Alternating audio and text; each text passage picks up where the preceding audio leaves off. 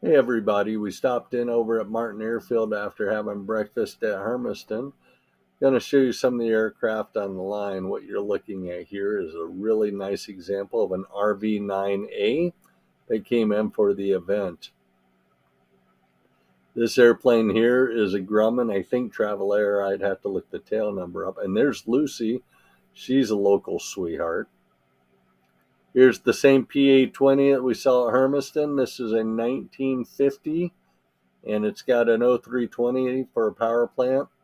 Super nice gentleman out of La Grande, Oregon, with his son flying around, and hoping that I can con him into going down to the Shortwingpiper convention in Madras later in June.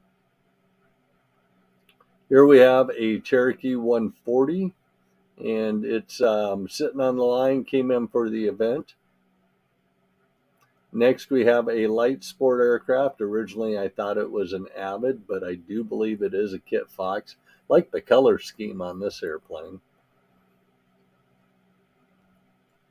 The next airplane that we're looking at here is Jackson's Flight Center out of Moses Lake Municipal. The Jacksons flew in for the afternoon barbecue, and they frequent a lot of events. One of my favorites, Cessna 140. Love the Art Deco lines of a classic Cessna. I think this is a really cool airplane. Here we have a beautifully painted RV, and I don't know where he came in from, but really love the paint scheme on it. Here's Kyle's 180. Kyle is out of Pasco, Washington. He was on one of the other videos shooting the line when he came in for the approach. Nicely done. Another rental 172, and I think this also came out of Moses Lake.